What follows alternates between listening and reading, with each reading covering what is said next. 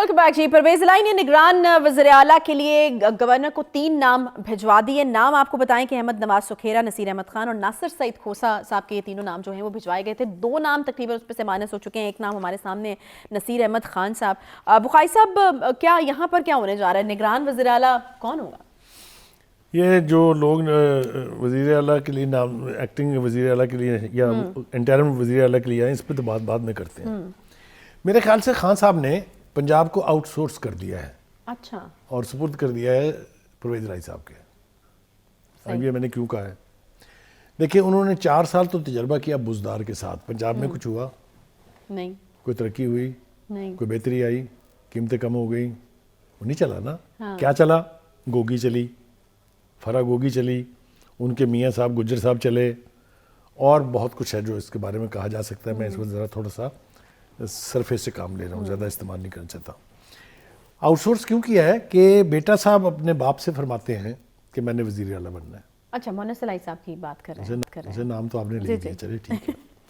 بیٹا کہتا ہے کہ بھائی ہمارے پاس تو اتنی ہمت نہیں ہے, پارٹی میں اتنی مطلب کوئی فورس نہیں ہے, اتنے ہمارے پاس ایم پی اے نہیں ہے, کیسے بنے گا؟ کہتا ابا جی پھر آپ ایسے کریں, آپ پی ٹی آئی میں شامل ہو جائیں. اچھا, یہ حال ہے خان صاحب کی پی ٹی آئی کا پنجاب میں. بات نہیں سمجھ آئی آپ کو؟ میں مزید وضاحت کرتا ہوں اس کی. یہ حال اس وقت یہ چل رہا ہے. آپ نے ویسٹرن فلمیں دیکھی کبھی جو امریکہ میں بنتی ہیں, ہالی ووڈ کی ویسٹرن فلمیں سمجھیے نا, وہ جو ٹیکسس وغیرہ کی ہوتی تھی, اس میں ایک الٹیمیٹ انکاؤنٹر ہوتا ہے جس کو کہتے ہیں ڈیول. اچھا. ڈیول یہ ہوتا ہے کہ 2 پیٹھ جوڑ کے کھڑے ہو جاتے ہیں, دونوں کے ہاتھ میں پستول ہوتا ہے, کچھ فاصلہ طے کرتے ہیں, اس کے بعد انہوں نے گولی چلانی ہوتی ہے, جس کی پہلے چل جائے دوسرا مر گیا. میرے خیال سے پنجاب میں پرویز الہی اور عمران خان صاحب اس وقت ڈیول کھیل رہے ہیں.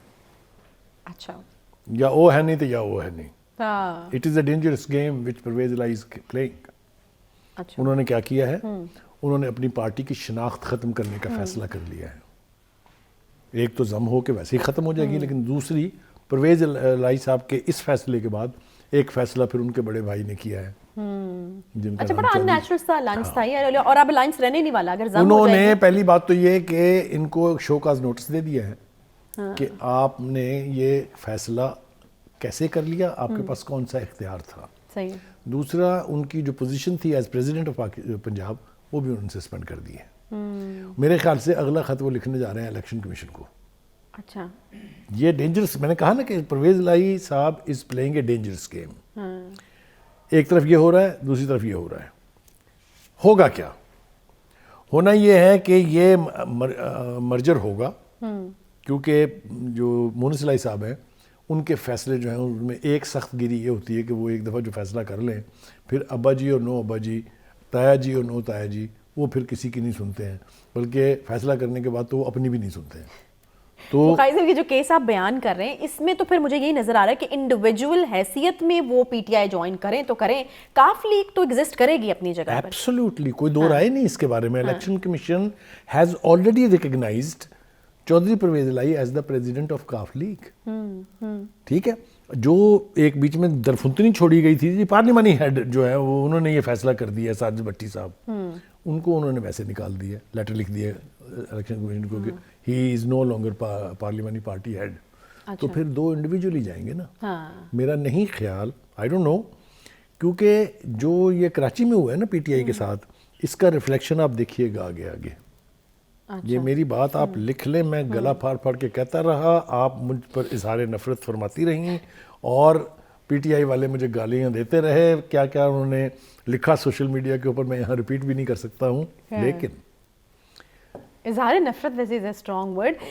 اچھا, نا خوشگواری کے تاثرات. پرویز الہی صاحب اور مونس الہی صاحب کی سیاست کے لیے کتنا بڑا خودکش. دیکھیے, میں نے کہا کہ آپ اس کا کریڈٹ کسی اور کو نہیں دے سکتے. اس کا کریڈٹ اور ڈس کریڈٹ جو ہے وہ باپ بیٹے کا ہے, کیونکہ یہ فیصلے ان کے ہیں اور کسی کے نہیں ہیں. آپ کو لگتا ہے غلط فیصلہ ہے, نقصان ہوا ان کا سیاسی طور پہ؟ اگر ان کی شناخت ختم ہو جاتی ہے ایز اے پارٹی, تو دے آر 2 انڈیویجولس.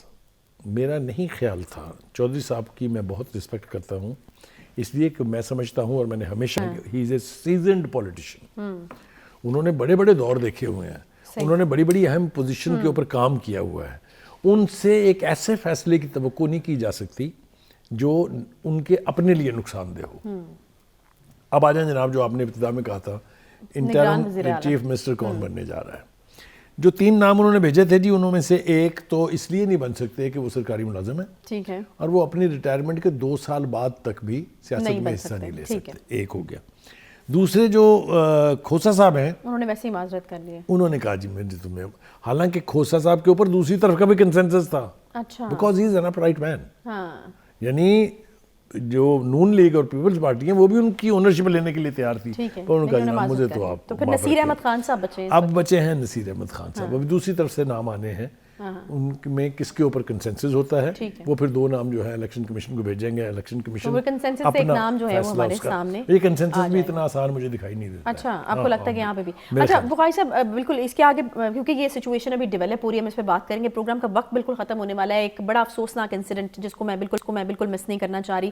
سینئر وکیل اور سپریم کورٹ بار ایسوسی ایشن کے سابق صدر لطیفہ آفریدی پشاور ہائی کورٹ کے بار روم میں قاتلانہ حملے میں جاں بحق ہو گئے. یہ اندوہناک واقعہ ہے بہت ہی افسوسناک اور واقعہ، خاص طور سے جن حالات میں یہ ہوا کہ ایک سینئر وکیل جو ہے، جو بہت سینئر وکیل ہیں لطیفہ آفریدی صاحب، اللہ تعالیٰ ان کی مغفرت کرے، وہ کورٹ میں پیش ہو رہے ہیں اور ان کا ایک فیلو وکیل جو ہے وہ پستول نکال کے ان کو یعنی ان کی جان لے لیں.